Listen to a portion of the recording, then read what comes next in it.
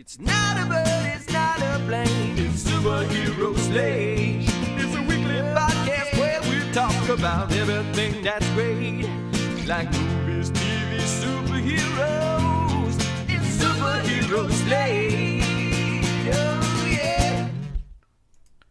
Hello everyone and welcome to Superhero Slate, the show where we run down the latest superhero entertainment news. We love TV, movies, and superheroes, so let's talk it all out. My name is Chris. And my name is Mike. And this week, we've got a Wonder Man trailer. That show is dropping this month. I forget we're in January 2026. Mike, congratulations on 11 years of doing this show with me. We are now in year 12, by the way. Oh, you were saving the sweet reminiscing memory for the top of the show. Yes. So nice of you. Yes. On episode 555, something about that just seems right along the way. So we're now 2026. We got a Wonder Man trailer. We're going to review Avatar, Fire and Ash, Stranger Things, Series 5, and as a whole, and just a couple other bits of news and more today. Yeah, well, Chris, it all depends on the Verizon internet infrastructure out here in Southern California. I've already had to abandon my Verizon 5G home internet for this recording, so now I'm tethered to my phone, and we are going to see how that holds out alongside of the battery on my AirPods too. Yeah. So everything should sound still the same though, because we are good little boys that record directly into QuickTime. So you shouldn't notice anything on your ends, folks. But we are struggling here at the top of the year. Yeah. Well, at least I am over here. I don't know about you, Chris. Yeah, I'm not struggling. No, I'm doing well in terms of actually the show today. Normally, I try to get the show ready for live, and then something messes up, and Mike has to deal with me fixing it like a madman. But when the internet's the issue, you can't tell sometimes. So we've been troubleshooting for 20 minutes or so, it feels like. But worst case scenario, you guys are just gonna at least get the intro to the show, and then we'll just come back next week if this continually messes up. If not, you'll have a full show. So roll of the die today, Mike, for the audience. Life for sure. is full of ups and downs, and Chris, we are up right now in the sense of we are sitting on top of some deals, at least deals that are going to benefit us in a way. I know you are sitting on top of a bunch of retro video games that you have recently come into your life. Games, consoles, and accessories. The entire kit and or caboodle, if you're familiar with that phrase. And yes, but what are you sitting on, Mike? I don't. Everyone knows my obsession with retro video games. It's not like it's a surprise to anyone listening to the show for the first time. I've got literally Nintendo 64s, regular Nintendo, Super Nintendos, a bunch of stuff I wanted, a bunch of stuff people wanted. I got the Jungle Green Nintendo 64. Do you remember that one? The one that came with Donkey Kong? Oh yeah. Yes. That see-through green. Absolutely. I love it. So I've got me one of those now. There's stuff in here I want to keep. I'm going to be getting rid of some stuff. I'm going to be cleaning up, fixing it. So if anybody wants anything, reach out to me. I'll hook you up with a sweet deal because it's getting, like, I got some little cardboard boxes I had laying around because I can't throw away a good cardboard box. It's in my body to keep all the good boxes. You and my wife. Jeez, I'm drowning in cardboard over here. Yes. So I started filling those up yesterday with the help of my in-laws, and then I was like, I'll do a couple today. I haven't even got to the PlayStation controller box, and a couple more up there. So I am in over my head, but I did get some really cool games. I found out there's plastic tote of Sega Genesis games. Like, I had a Sega Genesis. I don't know about you. I have a bunch of superhero games in there. Not just sport. These aren't just sports games. If they were sports games, I wouldn't have bought this whole lot. They're actual video games. I have The Punisher for Sega Genesis, which is currently online retailing for like $152. And I was like, someone's like, "You gonna sell it?" I'm like, no, I actually want the Punisher game because I want to play it, and it adds to my Marvel collection. But it's been fun. A lot of these come with cases. A lot of them don't. But like, I am just. This is my 12-month project, Mike. This is like, I'm going to spreadsheet this out. I'm going to be buying chemicals to restore stuff. You're going to have to deal with me personally on a personal level, Mike, of me doing this for the next 12 months to get it. But I'm thrilled to do it, and I'm happy to have stumbled upon it. And if anyone wants anything or is looking for something in particular, reach out to me. I want to know. Mike, what are you sitting on? You tell me what you got deal wise. I'm sitting on a haul of art books. I have been an art book collector for a while. Usually, what happens is I walk out of the movie theater and I go like, "Oh my gosh, the art in that movie was beautiful. I must own the art book." And I run to Amazon, and the art book either exists already or it's on pre-order. And then they're great gifts also. If somebody's Yes. like kind of looking for like gift ideas, I get art books a lot as gifts. And I just kind of made the realization the other day when I look up like how much room they take. Like art books are big too. Oh, They're big and they're preach, heavy. brother, And preach. and I get these art books and like I'm so happy to get them. And as soon as I unwrap them, I leaf through them. I look at some pages like, oh wow, this is great. There's so much information. There's so much visual reference I can pull from in the future. And then I literally never look at the book ever again. So I just had to make a hard and fast rule that like I'm only going to keep the art books that I actually think I might open one day and use as reference to make Mm-hmm. more art. So I held on to maybe 5 books, Good. and then with the help of my wife, I'm selling like at least 2 dozen other art books. And she was listing them for me on this app called Pango, which is I guess an app for selling books. And she's just like, "You're not gonna believe how much 2 of your books are worth." I was like, "What are you talking about?" Because usually art books kind of brand new, kind of hover around the $30 range, plus or minus. And I was kind of hoping maybe to get $20 for each of them. And she's like, "Your Art of Ooh book, which is the Adventure Time art book, is selling for like $300 on eBay." And I was like, "What? Excuse me?" And then she said, "Your Art of the Iron Giant book, Mm-hmm. the highest I've seen it listed on eBay right now is like $2,000." And I was like, "Holy crap." And they're this way because most art books are limited run. It's not necessarily because the art in it is so much better than any other art book, even though obviously the art book for the Iron Giant's going to be beautiful. It's like they just do a limited run and then they're done with it. A lot of like Pixar and Walt Disney animation art books, they just get reprinted because they sell them all the time, so there's no scarcity to them. So apparently, I have some scarce art books, so we're making a pretty penny off a couple of those. So Chris, between the two of us, Yeah. we should be able to pay the hosting Uh, for Superhero Slate for at least a couple more years. yeah, oh, absolutely. That's the beauty of some of these things. I have a bunch of the art books or making of for the Marvel Studios movies Hmm. because at Comic Cons, like you go to a booth and they're just trying to get rid of them because they're so heavy and nobody wants them Hmm. all. And I have some, and they do make good gifts, but god damn are those things heavy. And like what like you said, where do you put them? Like like I don't have a coffee table. They're not going on the coffee table for anyone to look at later. Like Uh, they're begging for like an office, but I yeah, don't have an office, and I don't have like a specialized bookshelf yeah. for them. So if I can remember off the top of my head, I kept the Venture Brothers art book, which is Hmm. actually worth a couple $100. I looked it up because I feel like my art style is close enough to the Venture Brothers where that reference would help me out in the future. I kept oh gosh. Oh, I kept the Steven Universe art books. Just because I absolutely love that show, and also I love the art style in there. And then there's like a couple like more referencey books that aren't related to any like movie or TV show.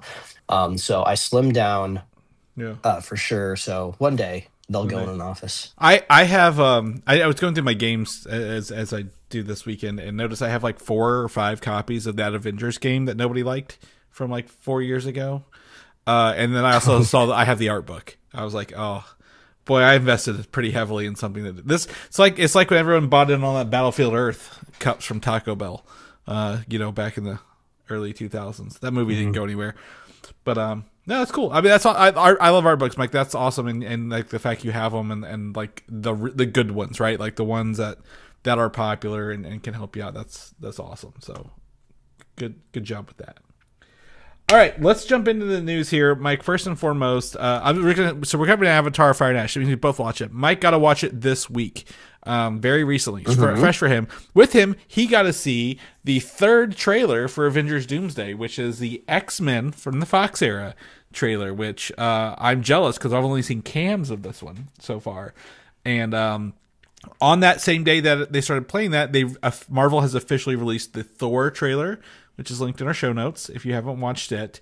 And trailer 4, rumored to feature Wakandans, specifically Shuri, and the Fantastic Four, specifically Mr. Fantastic. Mike, anything you want to say about this before we jump into even more rumors for Doomsday? Because I'm trying to keep all the rumors. I don't want all the rumors, but like the trailer ones are about the only ones we're going to talk about in the show, kind of going forward. Yeah. Due to being in the theater in person, I was kind of, I don't know, expecting them to be a little bit more, but no, they're just as short as the official ones released. I feel like maybe the Captain America one like feels the longest, maybe just because like there's progression like in the shots, like you go from outside and the inside and then into a room. There's also no dialogue. But the Captain America or Chris Evans, Steve Rogers has no dialogue in it either. Yeah, you kind of sit. Yeah, you sit with it a little bit longer. But I was like, oh yeah, you blink and you miss it. You get to see like a sweet tender moment where Xavier I don't know if he reunites with Magneto, because it kind of seems like they're in the house together. I don't really know what universe that they're looking at here. And then it's the same shot that's been leaked, that's been circling all around the internet with this James Marsden like shooting his blast up in the sky. So it's like, oh yeah, I basically just knew everything that was going to be in this before I even saw it. It was badass though. Well, it's one of the cool things is this is the first time Marsden has been in the comic accurate costume as well. The blue with the yellow Y across the chest. It looks like he's doing a really, really big, like full blast optic thing, kind of like the intro of the X-Men cartoon series, right? Where he does that full blast towards the sky. And then if you look closely, you actually get to see big ass Sentinels walking behind him, like the comic book accurate Sentinels. Oh, I didn't even catch that in the theater. Yeah, it's like you said, blink and you miss it. I think of all the things we've seen thus far, I think Thor's prayer to Odin and Cyclops' blast are the only shots we're actually going to see in the movie. I think everything else, maybe the Xavier Magneto thing is in there, but like it feels not. These feel like they're made for trailers at the end of the day. Yeah, it does, especially like the meandering through the X Mansion feels like very teasery, trailery in a way. I guess one thing that you could look out for if you happen to be going to Avatar to catch maybe the last trailer of this X-Men one, it's the very last trailer before like the Avatar movie starts going. It almost feels like they're hard coded, like attached to the film, because you like usually, at least in my theater, you watch all of your trailers and then you kind of get like a Cinemark like Coca-Cola Synergy commercial, and then the movie starts playing. So it's like, oh, am I not going to get my freaking X-Men trailer? But then it plays and then Avatar. Well, so don't get too concerned if you haven't seen it yet. Yeah, and I think it's due to how they're locked. They're key locked, we've talked about. I think the movie has to play for them to watch the actual trailer, and like that's a certain way it unlocks her. So absolutely. So also, and this is news, not rumor, the Korean ratings board has listed 2 more Doomsday trailers for rating, so possibly up to 6 trailers total. Mike, we keep getting the scoopers / rumor train for these is like getting like, if you throw it at the wall, it'll probably be an article. If you want to make a rumor now, Mike, if you want to make a Doomsday trailer rumor right now, do it, and we'll see if it makes get steam. But like they've also done it. So my theory now is maybe they're gonna do one a week up until the Super Bowl big trailer reveal. Like I feel like they have the money, they have the engine to do this. They probably filmed all these things for the trailers back when they were doing the movie. Like they don't have to. They knew they were going to do trailers. This wasn't like a last minute decision to do a trailer. Do you think they could do 6 leading up to the Super Bowl? Like huge moment. I mean, if we're leaning into this idea that a lot of the stuff we're seeing is not going to be in the movie, that means they don't have to worry about like spoiling too much or revealing too much. That would be really cool. I mean, we'll probably talk about it a little bit at the end of the show when we talk about Fire and Ash, but that movie's got legs, and I think it just crossed $1 billion. It did. Yeah. So they're going to leave it in theaters as long as it keeps making money, so they can keep slapping trailers in front of it. Yeah, absolutely tied in there. Now, the last bit of thing is, I don't know if you've noticed this in all the trailers. Right before they had the date, it says #Doomsday, and then the date pops up with the countdown timer. Right, there's like a little glitch, and everything is a different time code. And people have been running with these time codes as rumored dates, rumored time codes. We don't know what they are. So people have saying that the date codes have been like relating to scenes from Endgame. So like the Captain America one is the scene where Loki is being captured and like he runs off with the cube. This essentially kickstarts the Loki show, right? The second one from Thor is Bruce Banner talking to the Ancient One whenever they said you have to pull the stones and put them right back where you were, which is what Chris Evans, Steve Rogers was doing at the end of Endgame. And then, interesting. Okay. And then the one from the X-Men is the scene where Hawkeye goes back in time and comes back with that baseball glove in his hand from Endgame, where they're testing the time travel. So, so they're kind of leaning like, hey, maybe maybe Doomsday is a sequel to Endgame, and that all of their time travel shenanigans are causing these incursions. And Doctor Doom is like, these are the sons of bitches who did this, and I'm going to go stop them. I mean, kind of thing. I mean, honestly, that's probably their best strategy when they were breaking this story of just like the last two phases of Marvel have just been all over the place, like very much like hit and miss, spray and pray, throw what you can at the wall and see what sticks. So the Russo brothers were probably just like, let's just do a sequel to the last one that really worked. And it's really, if you think about it, it is a sequel to an Avengers movie, so they would be calling back to the last Avengers film. And then, of course, throw Loki in there because that's like literally the best thing that they've done since Endgame. So I wonder, I would assume that, I can trust these people looking up the time codes, but I wonder like how perfectly it lines up. Like I'm a stickler when I send somebody time codes like on YouTube, like when you do the checkbox. So I want to make sure as soon as they click that link, they are right where they need to be watching stuff. So I wonder like, okay, how close are these time codes to like actually like when Hawkeye comes out of the portal with like a glove? Like do you have to wait like a minute before it gets there? It's pretty close. They actually showed the screenshot of the exact time code and like the scene that it kicks off. So I feel it's pretty close, but once we have the next four or the fourth one or possibly the next three trailers, who the hell knows? We're gonna see what it does. But I simultaneously love and hate the Doomsday rumor people. And you sent me one I didn't even know about yesterday, maybe this morning, of like the green box around Avengers Endgame. Yeah, you can make anything a conspiracy. Yeah, you can literally. People are trying to throw anything at the wall and see if it sticks, and it's fun. But I love the energy for it, and we're here for it. Moving on, Marvel is also kicking off their next project, which is Wonder Man, dropping at the end of this month. I believe it's 8 episodes, 30 there's 8 30-minute episodes, or the short episodes, not the long ones.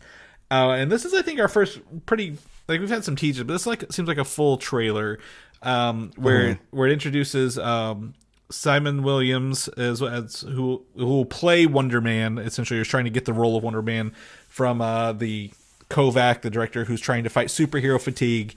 This is a very meta commentary series, Mike, if you can't tell by watching it. They're bringing back Ben Kingsley as Trevor Slattery, and the biggest thing to me is like Hollywood. There no superpower people are to be in movies, so it sounds like there might have been an incident that triggered superpowered people being on movie sets or something, possibly, and Hollywood's just put a ban down on it. I wonder if it's just as simple as like they can't get the set insured if there's a superhero on it. Of just like, no, we can't. Legal won't let us. We can't get you covered by. And this trailer really sells it for me even more. It kind of seems like lower stakes in a way of like. The big thing that they're trying to avoid is his secret coming out. There's lots of scenes of him trying to act like he's not a superhero, so I think that's kind of fun. So I wouldn't expect there to be like really a bad guy in this show at all. It kind of just seems like we're watching Seth Rogen's The Studio, but instead it's set in the Marvel universe. So this could be like a fresh take that I'm looking forward to. Yeah, I think that the spotlight's low stakes. The only thing I would call it, the Department of Damage Control appears again. One of the people, I believe they're asking Trevor Slattery to spy on Simon, so we might find out he's like a he's a clueless guy with a good heart. So I think, he'll find out like, yeah, I'm doing this because I thought, he's wrong and it's going to be that. I think so. The bad guy to me is maybe the Department of Damage Control.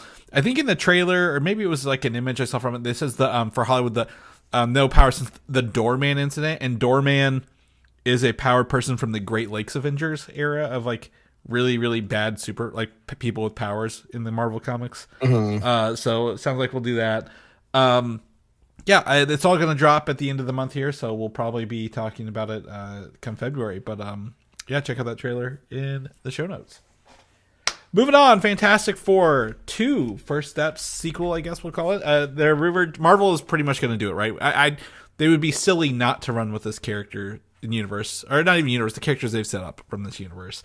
And they are rumored to want Matt Shakman back to direct this unannounced sequel. And it seems that the Fantastic Four characters will have larger roles in the upcoming 2 Avengers films, Doomsday, Secret Wars.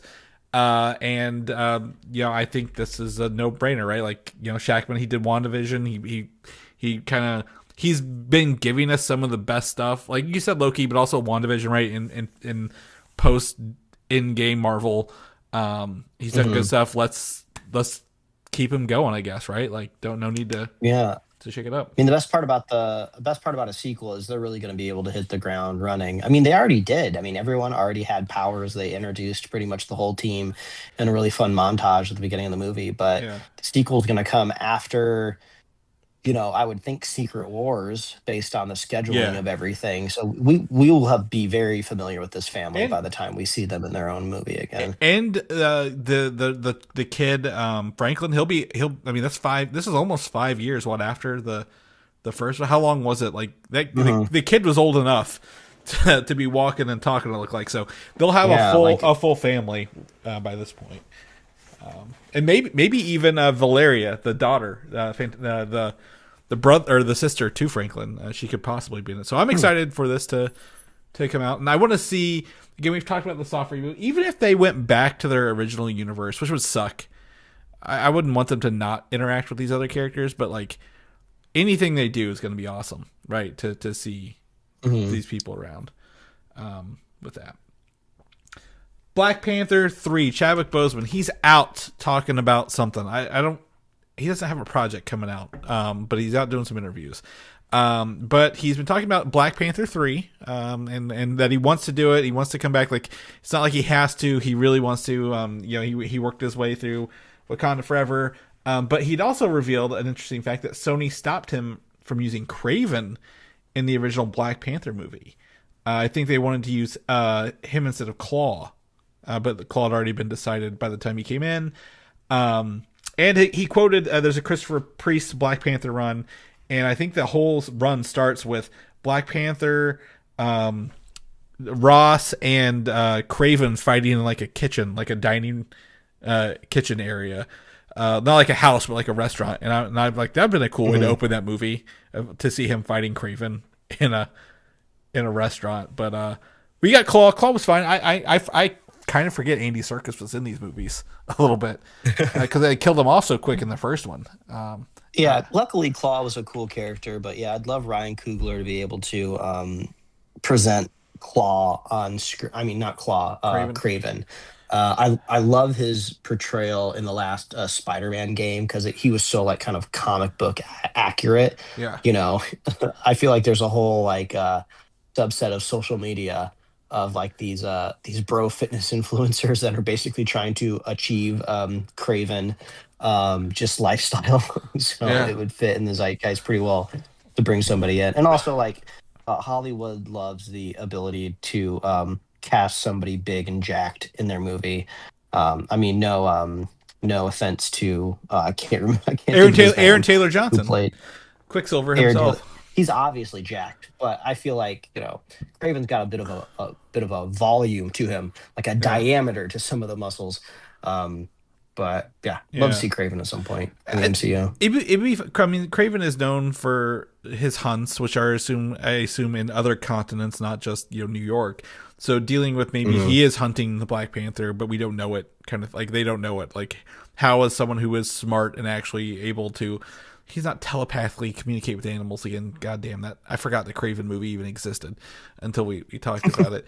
But yeah, what we need is we need Craven to be like teased in a movie with like another hero, and we think that this hero is going to be along like the whole way, like it's going to be like a Taskmaster type situation, and then that movie opens up and it's like, oh no, Craven captures them, just to like prove to the audience like, oh no, Craven, he's a hunter. He can capture even your most favorite beloved superhero.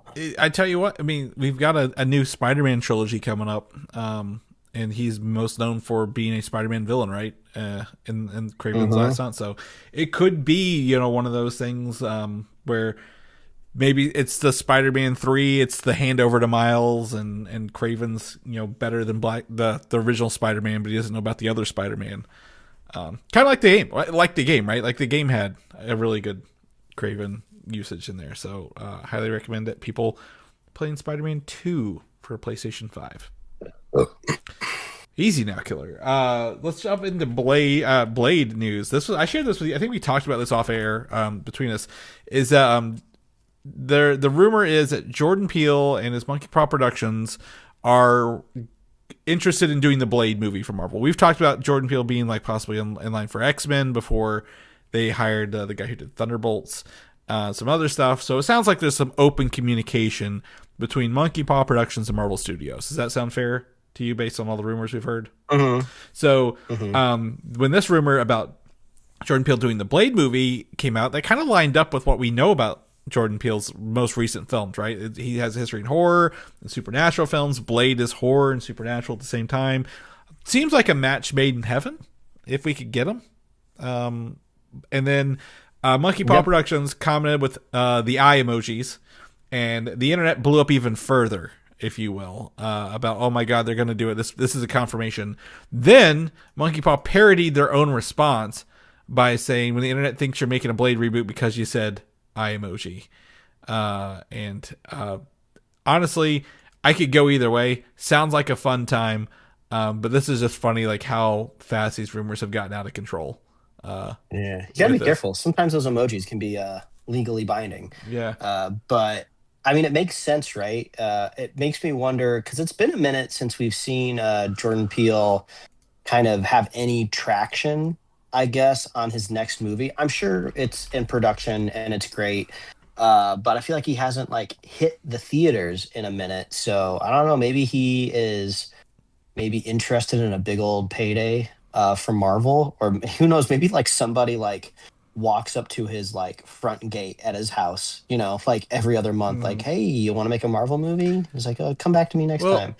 His only 3 movies are Get Out, Us, and Nope at the end of the day, where he was a director. He's not had a good run. I would say Him didn't do very well this year. That was Marlon his Wayans. like executive produced. There's like a whole other like side of his business where he's just producing and putting his name on it. So, and then he couldn't buy, what was it, Weapons? The story came out where he wanted to buy Weapons, the script, and like his team let him down, so he like fired his team or whoever was in charge of that at the time. So it's not been a good run. Blade would be a good run for him. I think it's had enough. It's had enough bad news, enough kicks, if you will, while it's been down. But do you think he'd be a good fit for it, Mike, based on what you know?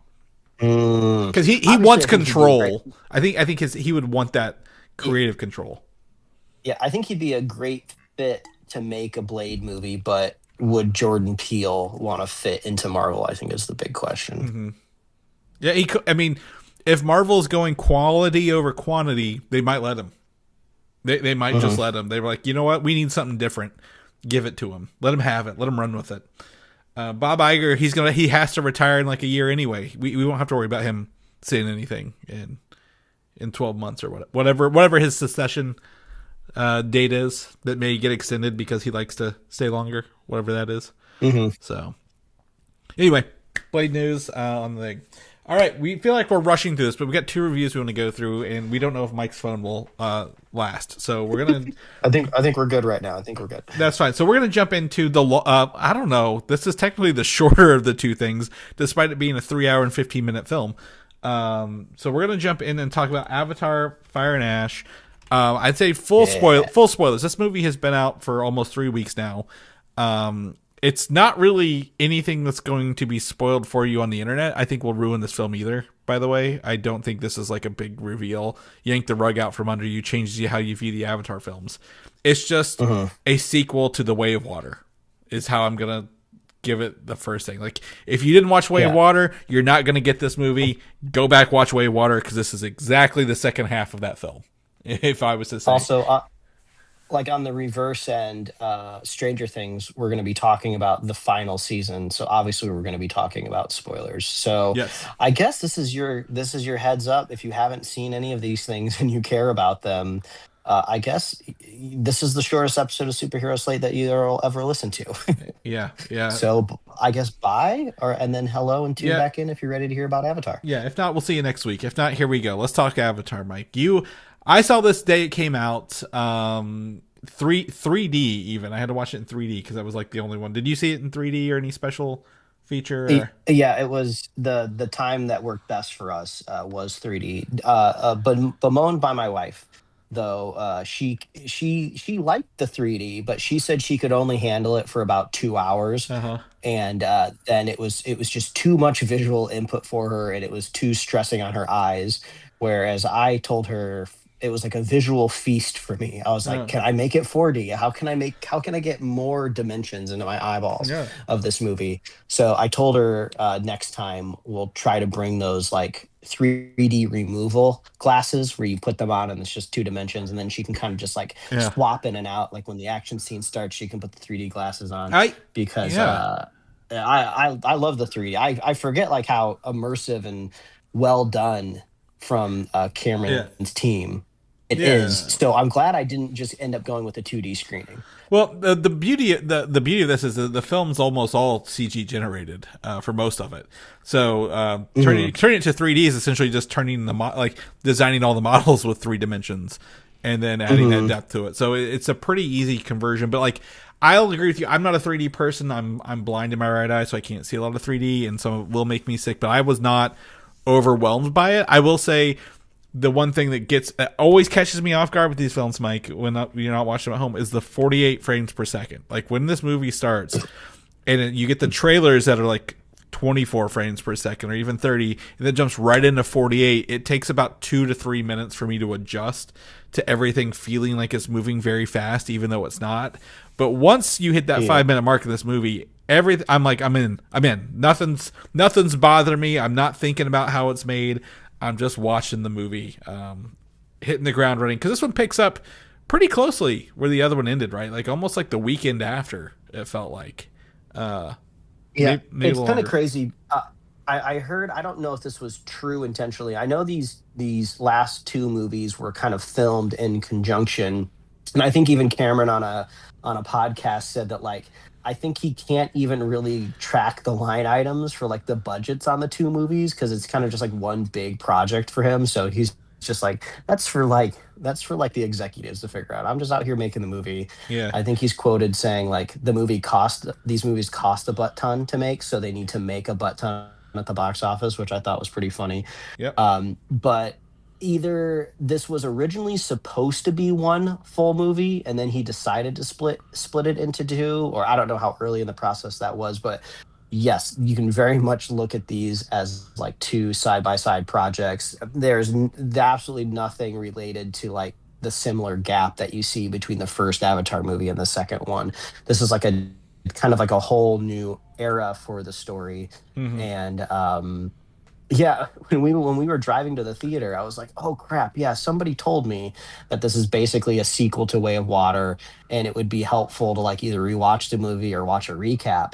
And I forgot to do that, but luckily, like sometime like last year, maybe earlier, I guess in 2025, we rewatched it just like casually on in the background. So if we were driving to the theater, my wife and I were just trying to recap the movie to ourselves. We're like, okay, wait a minute, who died? Who Yeah. lived? What was the son's name? I don't remember the son's name. And then we were just like, oh, I remember Spider. He's like the one human character, and he has to breathe through a mask. And that stuck in my head because I swear I saw either like a half a TV spot or like half of like a Threads post where like somebody was talking about his like ability to breathe on the planet. So I was like, maybe that's going to come up. So I'm glad that was fresh in my Yeah. mind, because I this movie is shockingly driven by Spider's ability to breathe on the Yeah. planet. Like if you would have told me that going into the movie, like, oh, that's going to be the driver for the whole plot, I'd be like, wait, what? Spider's like such an ancillary character.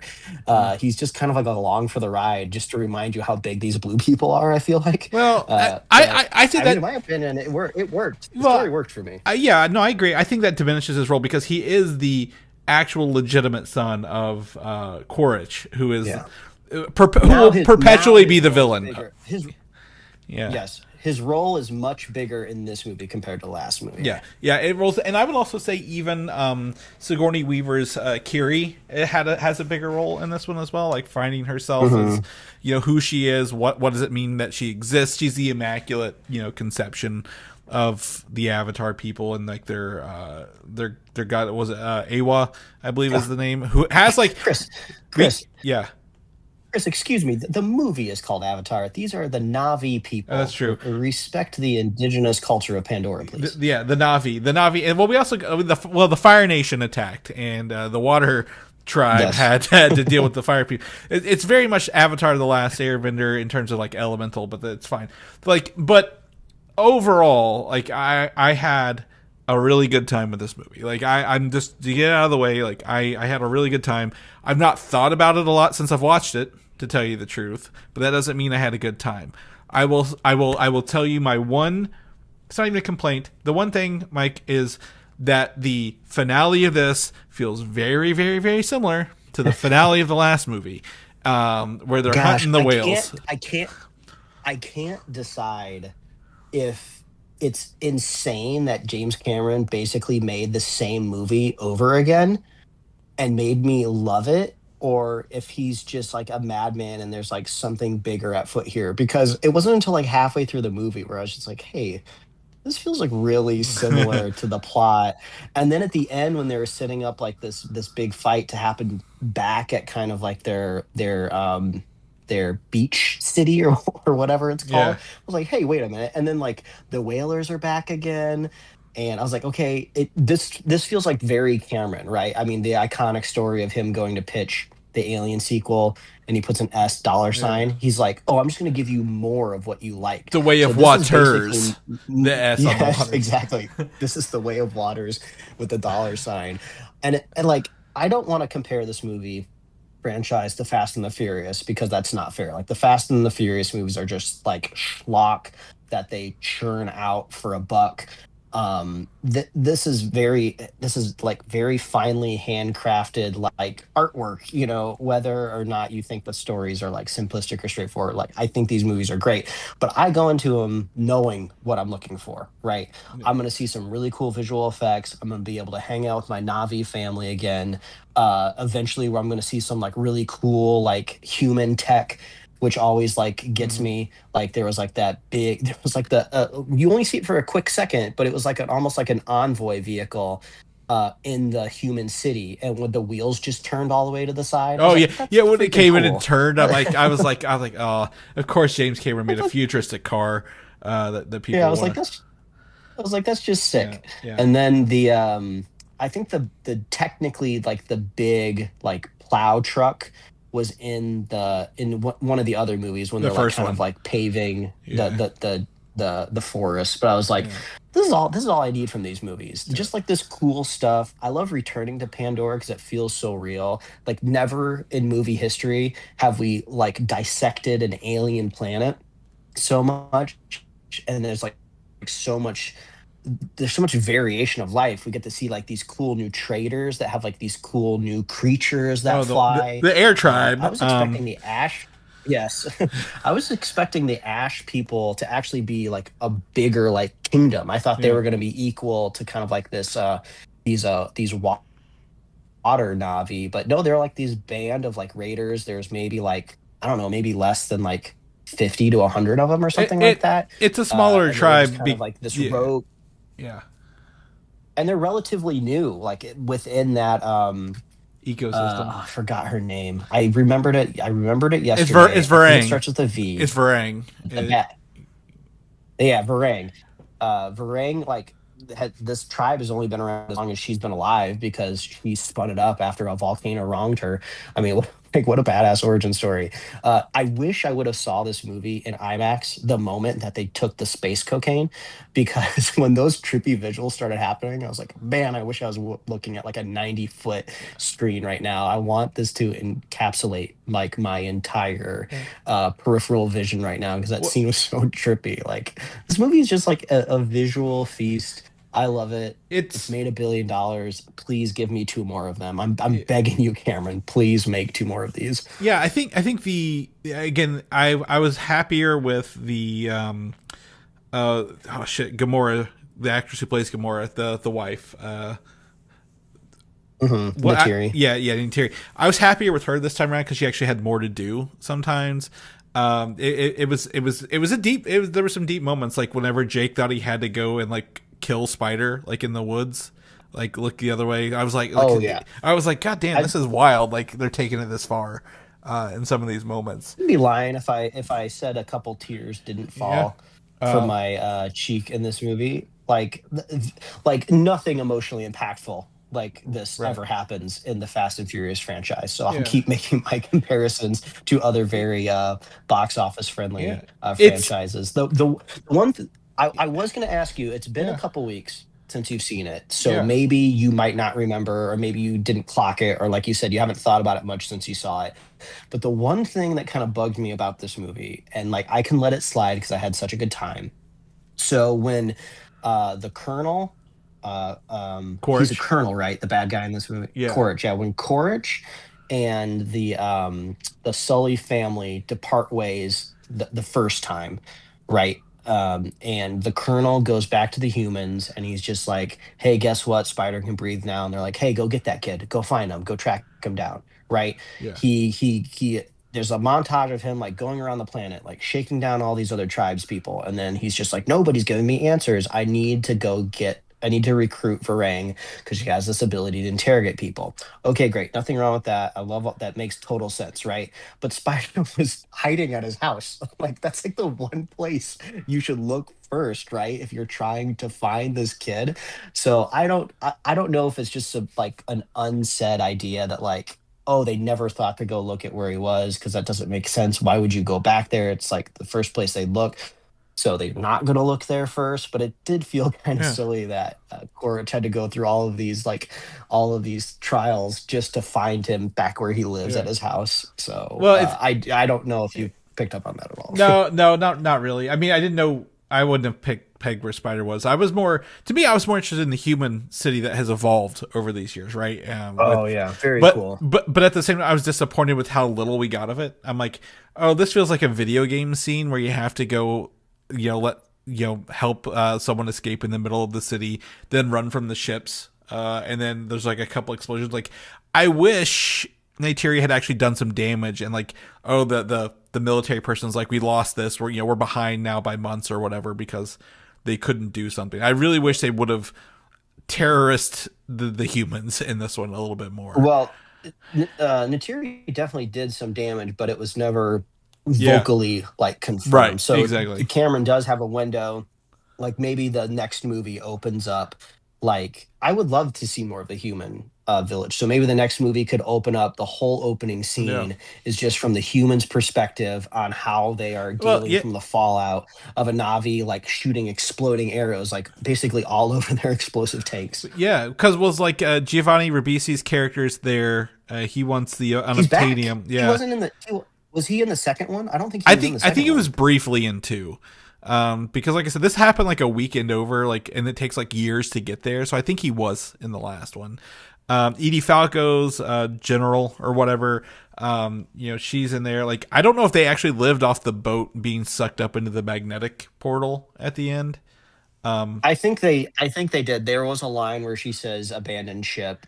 We don't see them escape in any sort of like pods or anything like Yeah, that, but I yeah. think it's the one thing that kind of bugged me is Cameron in one of his interviews was talking with the interviewer, and they said, well, you left, a lot open. There's a lot of room here to make more movies. And Cameron's like, no, no, no, no, no.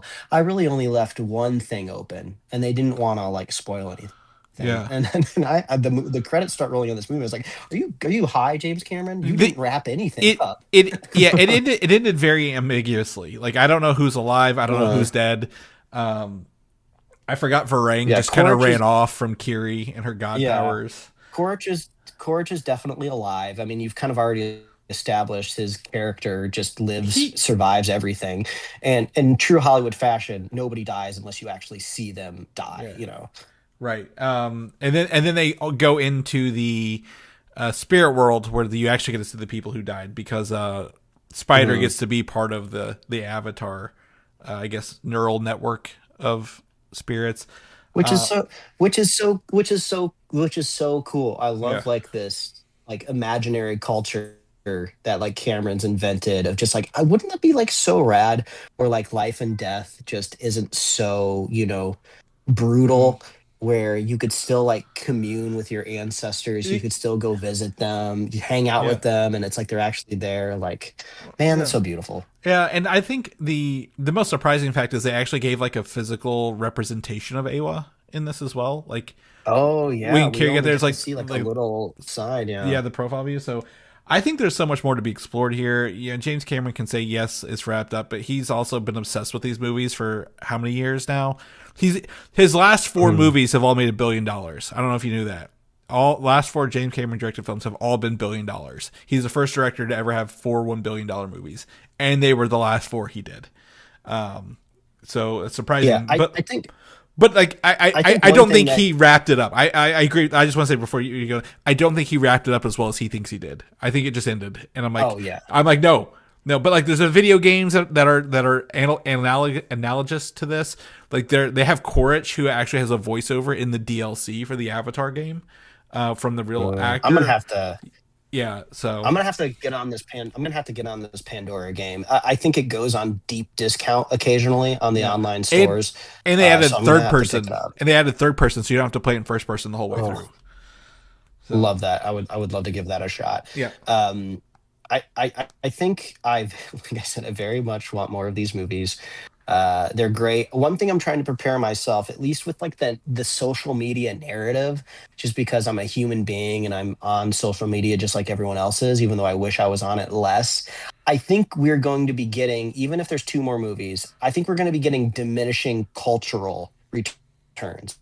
There's already people out there that say these Avatar movies have no cultural impact because they can't remember any of the characters' names. And to them, I would just say, name one other character's name in like Mission Impossible franchise.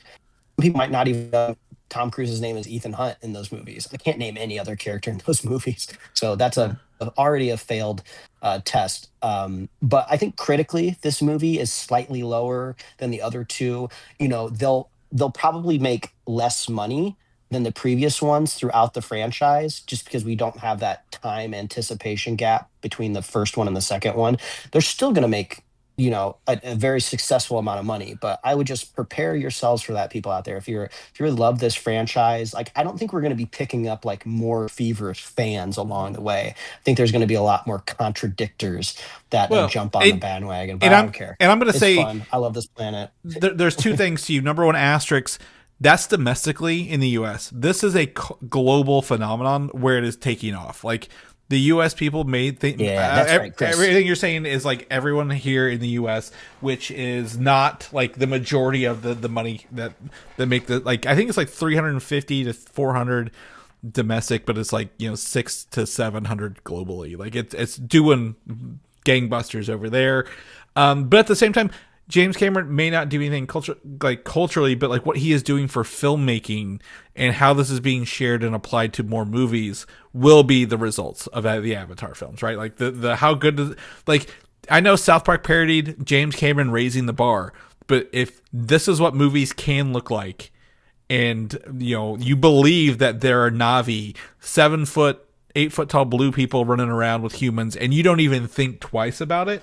That is what he's going to be giving to cinema and people who make movies going forward. All this technology, all these tips and tricks that we won't talk about. People won't know. I believe in James Cameron. Yeah. So Yeah, I'm trying to think if there's anything else I want to pull out about this movie. I thought the Miley Cyrus song at the end was fun. I forgot that she did an original song for it. yeah, So that was pretty emotionally compelling. It does end pretty abruptly. yeah. Like you kind of forget for a moment the, oh, this is like Spider's movie, and then Spider kind of gets like the final resolution at the end when he gets to connect to the tree. So it is kind of like a like, oh, we're out of the movie, and then we're so accustomed to like end credit scenes, and there is none in this. You're just like, oh, can I get teased a little bit more? But yeah, we gotta figure out what's the overall The resolution. Somehow they have to stop the humans from coming to the planet. I don't know how you do that.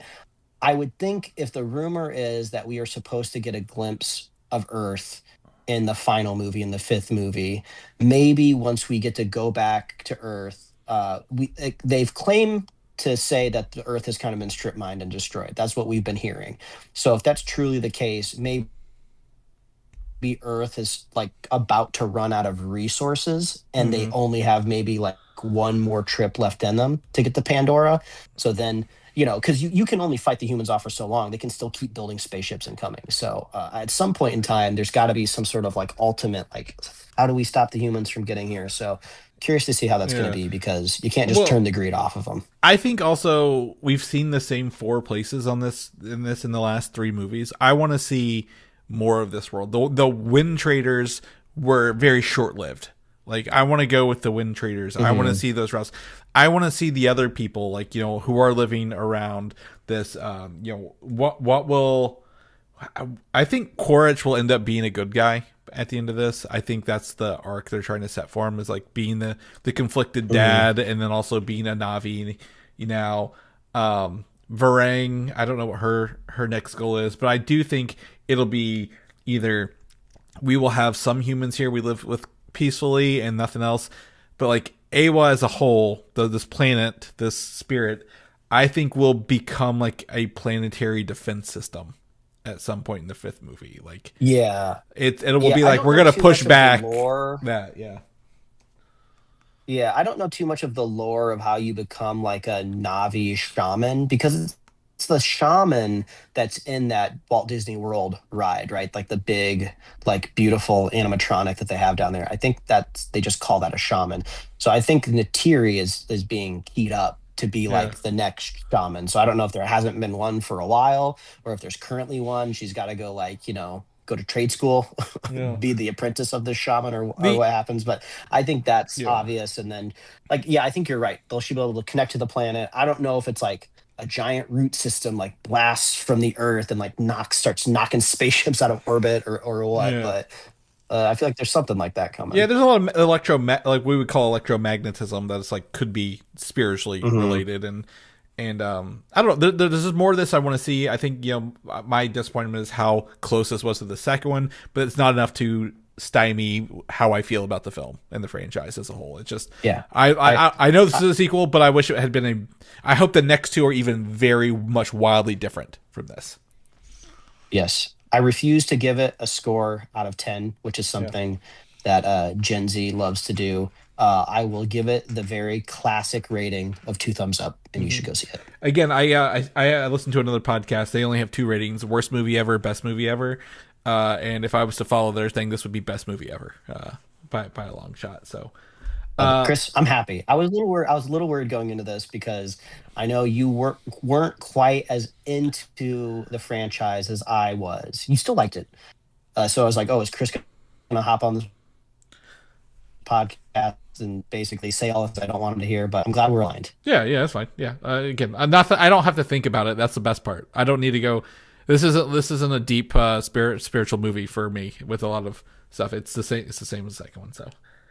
All right, let's shift real fast into the next cultural phenomenon, if you will, that had like almost overshadowed Fire and Ash a little bit because this is a lot more people, and that's Stranger Things. The fifth and final season has released all three parts, all three volumes. Somehow we got through it, Mike. Their weird release schedule. We came out the other side along the way, and I can't. And yeah, it's silly to me, but we made it. So you waited to watch it all, right? Or did you watch it as it came out? I don't remember.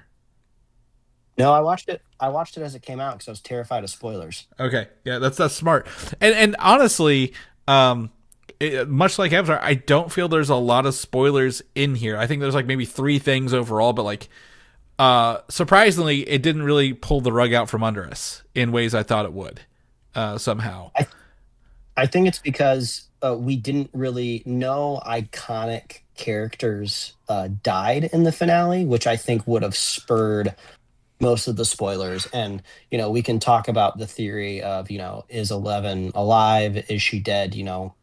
That's a big point of contention I've been seeing in threads. This has been my problem, Chris. I don't know if Netflix has paid Mark Zuckerberg to juice the Stranger Things algorithm on threads, but I like half interacted with one Stranger Things post like 2 days ago. Like I barely looked at it. It's almost like I scrolled and I just lingered for a second longer than any other post. And now like every other post on my threads feed is just Stranger Things hot takes. And it, like you said, it's so overwhelming. I tried to go into the app and manually search Avatar, Fire and Ash, just trying to get the movie I just saw, like to pop up in my feed. Nothing I did was working. Yeah. Like I tried so much to get the app to show me Avatar content and it would not. So I've just been inundated with Stranger Things over and Yeah. over and over again. So I know all the hot takes, I know all the theories. I know the pros and the cons. I know where the fandom lies. So I feel like my brain is melting. Yeah. I'll just go ahead and say, I as someone who reluctantly came into the show, right? I think remember we've been doing the show the whole time. This has been out there, by the way. If people didn't know this, I didn't want to come into the show. Didn't really care for it. This final season, I appreciate the quickness at which the show hit the ground running and didn't like try to linger on anything too far. Like didn't try to set up more mysteries. That was the something I really appreciated, and it just ran with it. And it's overall, yeah, I feel okay. You're good. Yeah, I'm not. I have no hot takes. I have no theories, Mike, because I don't care enough. But it doesn't mean I didn't enjoy it. Like I did. It's like I enjoyed it. Like I'm glad. Like I saw all the ones where everyone thought like was it 8 was gonna turn on the team, like she was working for Henry and stuff. And like I'm glad none of these off batshit crazy off the wall theories came true, and it just kind of was what it was. The one thing I will say appreciate, there was they gave the villain a chance in the last episode to redeem himself a little bit. They were like, oh, it wasn't you, it was the mind flayer and the rock, right? The whole long. And he's like, no, it's me, I wanted to be evil. And I'm like, thank God he just said that, because that, like, if they tried to like they tried to redeem him in the last 30 minutes of a whole show where he's been evil and killing people the whole time, it wouldn't make sense, right? At the end of the day. But overall, I had a good time. I think that's a great team of characters. I think the ending portion of it, when they jump like forward like 18 months, but like none of the kids had aged up, like the younger kids, I was like, they should have done the D&D game right after the thing rather than wait 18 months, because those kids literally look the same as they did 18 months ago, which it doesn't make sense. But overall, I had a good time. Nothing too bad. I would like, I personally, I think there's like a missing season in here, like a 4.5, because the one thing Yeah. I know is that they kept going back to that high school scene where like all the parents knew Henry, but they didn't acknowledge that. Chris, But that's this it. is where this is where my algorithm is going to help us out because I had no idea. But a stage play I have the of stage Stranger play, Things but I don't care. exists. I don't want to watch a stage play to understand a TV show. We've talked about this before. I don't need to go watch Oh, something else. That's I only like in one place. It's not even a traveling stage play, I believe. But it's I on Chris agree, but Flicks, by the way. also I think it's kind of funny because some people were trying to say like, oh, how does Henry know all of these parents in Hawkins? Like, wasn't he locked up in a lab like during his whole like life before he got blasted into Dimension X? And to that, I think I agree with that. So why did they even need to He make a was stage play of him going to high school with them? he wasn't locked up as a kid. That was only 11, and like when they were trying to replicate him, they found him as an adult to do that. That's stated in the show. Back in like this, was it last season? whenever or whatever season Henry first appeared in. He wasn't put in there as a kid. He was an adult with like the inhibitor chip on him or whatever they call Well, it. I remember he was an adult with the inhibitor chip, but I thought that in like season 4 they showed his parents like taking him to that lab when he was a kid. Oh, I didn't get the vibe that He, he was just there. Because I thought his dad was the killer, right? They like that's why his dad was imprisoned, and like, do you remember his which dad? is funny because I think he's still technically in prison. Yeah, He's just there right now, yeah. rotting, and there's no Either way to prove that he didn't do it. either way, I feel like there's a season 4.5 that we didn't get here that fills in some of these gaps that I would like to have watched. But at the same time, I'm glad we didn't like. Unlike was it like a J.J. Abrams gig? Like was it Lost? Like we didn't introduce any new black boxes or mysteries in the final season. They just went straight for what we already knew and just went for it. Yeah. Also, Even though they kind of did, we don't really know where that rock in the briefcase came from. I mean, we can assume, obviously, oh, did this fall from it's Earth from Dimension Mission X, X. or Yeah. how they say that there's a live action spinoff that is confirmed and coming. They said it's going to take place in a different decade, and none of the characters are returning. This is like a whole new cast. So they're either going to go back in time and maybe show the origin of what was in this briefcase, or who knows, maybe it'll be like a dual time. Maybe it'll be present and past, and they'll like stitch the two together. I don't know. Um. Okay, the spinoff delves into the Rock, and that's fine. For me, it didn't matter too much. It was like, oh, this is the mind. When it went into his helm, I'm like, oh, this is the mind flare. This is where his powers came from. I'm like, I get that. I don't need to know about the Rock in a briefcase. Also, the military sucked in this season. They were pointless. Absolutely fucking pointless. I get it. You get Sarah Connor to be there, but what did she do? What did Sarah Connor do at all? Yeah, I mean, like this is kind of like my biggest problem with the final season. You know, it came out in chunks, so I feel like I couldn't quite render my final opinion until I watched the finale, and then I sat with it for a day. And then I was talking to my wife, and I said, you know, the more I think about the last season of Stranger Things, like the less that I like it. You know, I don't think it's awful. Right? They've done a great job like building up these characters and their personalities and their relationships that, you know, whenever a new season comes out, it's just nice to see them interact again. You know, they're all Yeah. friends. Like who doesn't like seeing Dustin and like Steve be like BFFs, like father, son, mother, son, whatever Yeah. archetype you want to apply to them. It's really nice seeing that, right? Mother But daughter, yeah, really. there's a lot of things. Yeah, yeah. There's just like a lot that in this season that it didn't really work for me, or it didn't feel like exponential in a way. I feel like usually in a final season or like a final episode, you kind of like you want to be like elevated beyond like the average. And it just fell very in the middle. You know, if I'm looking at all of the extreme takes online of like people that hated it and people that loved it, I feel like I kind of fall right in between of just like Yeah.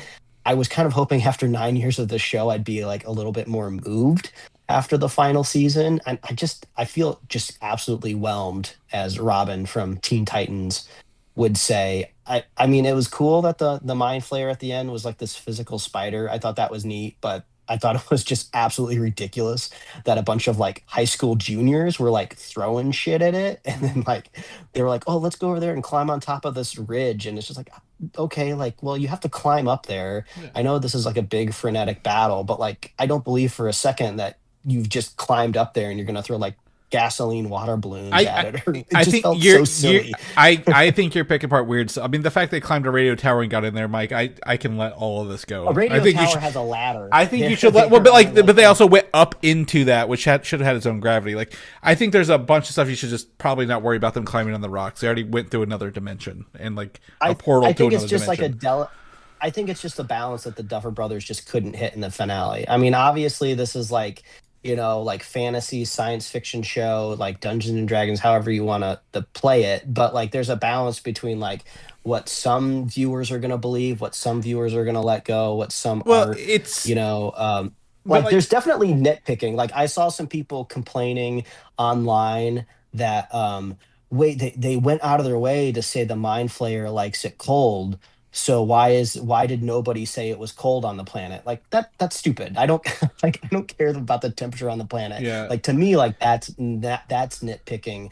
But like I don't know. It's just like I'm hoping I was just hoping that the threat would seem somewhat manageable to like this group of kids. I Like there's like a moment where like Steve and Dustin are trying to like pick their loadout, for the last battle, and they're like looking at the guns. They're like, no, no, no, don't pick the guns. Let's pick the stick with knives on it. And it's like, okay, sure, whatever. Like I think that's a pretty well, dumb decision. You're no, going to fight like they an interdimensional but monster. none of the guns didn't work on like the Demogorgons all absorb the bullets. I think they already showed that the guns don't work on creatures from the other dimension very well. I mean, Nancy had a shotgun and it was working pretty well. Yeah. So I think you're getting into I think you're part of the nitpicky crowd at this point, but like I nah, I don't agree. well you wouldn't agree, but like there needs to be, to me, there's like the 4.5 that like it jumped really fast to this season, and that's fine. Again, I liked it fast, but like there needed to be more. It required so much exposition. Like in previous seasons, we got like 1 to 2 like exposition dumps per season. Like the scene where like they go to like a teacher or somebody's trying to compare it to Dungeons and Dragons. And they do the whole thing of just like, oh, you take a piece of paper, you fold it in half, and then you push like a pencil through it. Kind of like those type of scenes. Like happened a couple times during a season. It happened like twice every episode in the final season. Like it really felt like the Duffer Brothers, they knew how they wanted it to end, but they're like, oh, we got to get this done in 8 episodes. So like there's so much, just like there's so much lore happening. And to me, it felt like there's one too many layers. Like there's even a part where I think Robin is trying to like discern all of the layers of existence that's happening in the final. It's like, okay, well, they go to that one plane of existence where it's just all black and they're water, and then we're going into like Henry's like memories, and then, oh, actually we're going to like a different planet, but then there's also like the upside down, and there's this like ball of energy that they're going to blow up. So there's like so much going on. It kind of felt like the story would have been more comfortable in like a book series, where it's like an 8 to a dozen book series with dense sci-fi. And as you progress through the story, you can like dump more and more complicated stuff in it because you've been living with it for so long. So No, I think some people gravitated to it a little bit more, but I was like, they're way overcomplicating this last season. Well, most of that stuff you mentioned, they've already explained through the other 4 seasons. They don't need to. The layers are already there. I don't think they added any extra layers other than actual Dimension X, which I think was it named for the first time this season, maybe. But I think it was like one of the kids just called it like Dimension X, and it wasn't clear to me. Is it a dimension or is it another planet? Well, Like that's the one. The one universe? thing is like what happens when they merge was the one thing. I'm like, what happens when they merge? It's finally never told us because it wasn't going to happen to begin with. So that's perfectly fine. But like I said, I think there's missing story bits to get us here because it did escalate fast. I don't think the exposition. I disagree. As someone who doesn't care about the show at all, to me it was a perfectly adequate ending for a show that's been essentially mid the entire way through. And like I just wish there was a little bit more because like I feel like this it moved very quickly and I appreciate that it moved quickly, but like I wish they had been able to connect some more dots because it felt like there were some dots. Like you mentioned, it's the play. The play doesn't need to exist. That should have been a season, like a show, an episode, even something like a one-off, like a special presentation, like one shot kind of thing. Kind of like was it Invincible did that with that one chick. What's her name? Adam Eve, like the Adam Eve special. Like I wish Honestly, they would have turned that into an episode.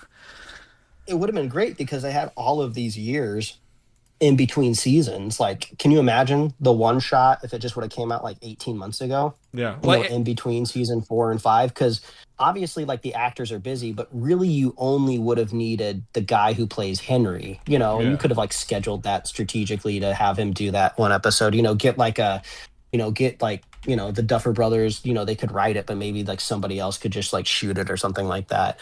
Yeah. Because they already have the story. They just need to turn it into an actual thing, and then they could have used those scenes in here. Yeah. Chris, I think what's happening here is actually we are agreeing. I think we kind of both agree that the finale kind of ended up just being okay or mid in a way. Yeah. I've just been more attached to the series over the years than you have, but I'm not like hyper levels of attached. If you've been seeing like the post that I've been seeing, the people that think this is the greatest piece of television ever made, that think it's the most amazing finale ever put to screen ever. I've seen like 20 image carousel posts of people like diving deep into the theory that 11 is still alive. Oh Oh, yeah. if you pause here on this screen, you can actually see a form in the background going into a door, and she's still alive. And I just keep thinking, you don't need to go into all of this depth. I think the Duffer Brothers have been pretty obvious through the character, the entire series, and just how they built the characters. That's like, yeah, she's still alive. Well, Like it's this it's is a a weird spinning way to kind of, top. This is a spinning top at the end of that Christopher Nolan film. Like, is it the dream yeah, world or not? Like, it doesn't matter. Like, there's not another episode. It's whatever you want it to be yeah, at the end of the exactly. So I day.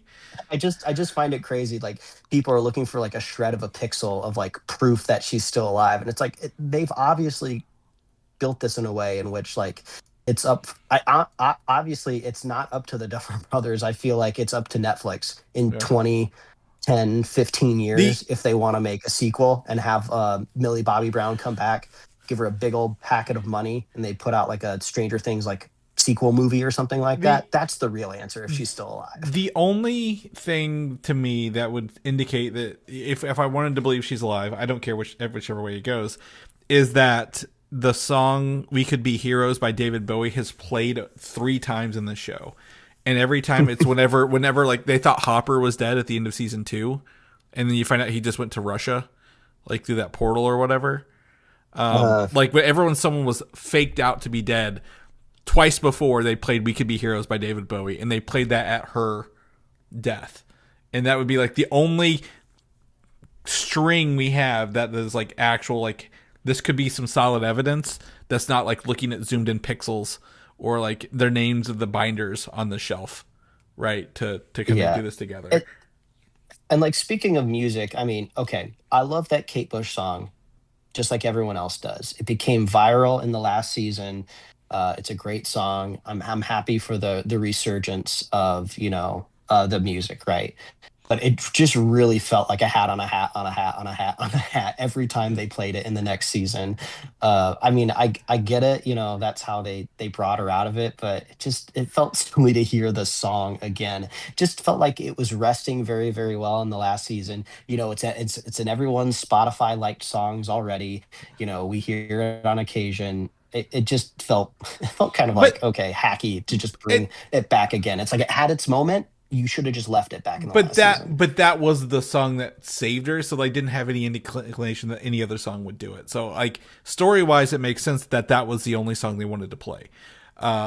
They may have been able to use other songs for other moments. I don't know. I didn't really clock the other music throughout it. I mean, story wise, it actually would make more sense to go back to Max's house, find her other cassettes, and play other songs because obviously it's not working. I Lucas don't has been in the does hospital playing that same song over and over do, again. It's not working. but Would have been more interesting maybe to hear some of Max's other I music, don't know if she's. I don't. I think her mom left. Right, like she doesn't have a house. Like there's no like her brother died, her mom left, and I don't think there's anybody else there. Like Or I'm sure she's got cassettes somewhere. yeah, in a house that doesn't exist. All right.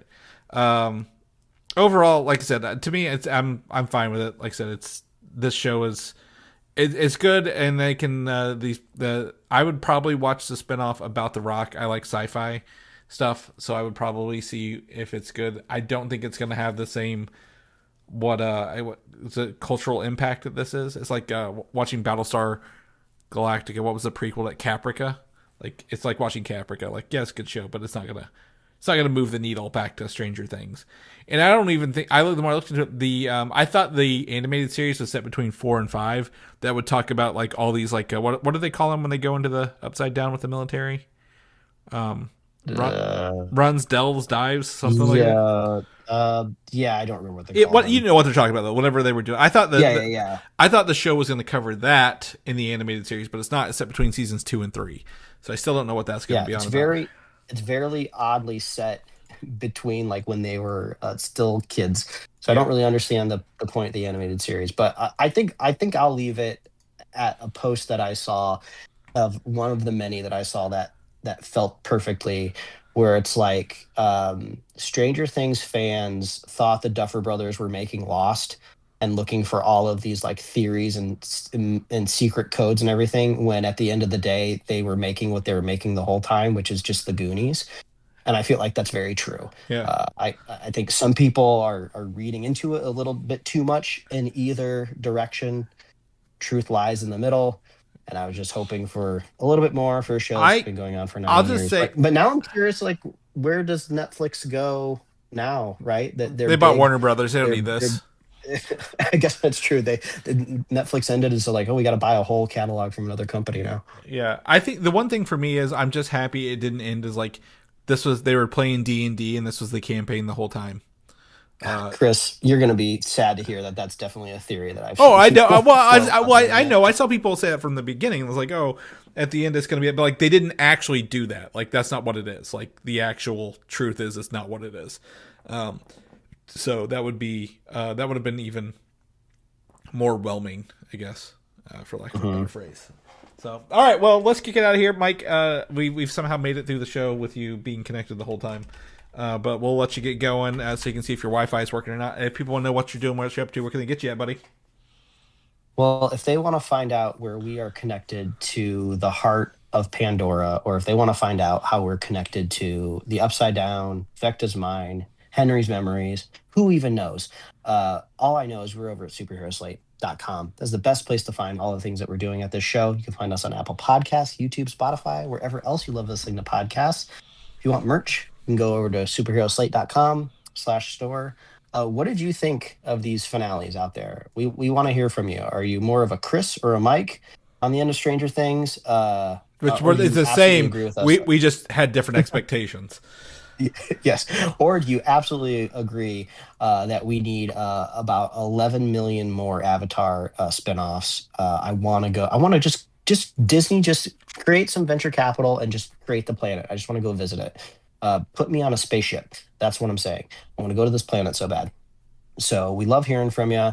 We love our super fans. So if you want to be a super fan of the show, all you have to do is share the show with a friend, share the show with a buddy, and we will be here every week, folks. And Happy New Year. Happy New Year, and we will see you guys as we kick off year 12 of the show. Catch you next week.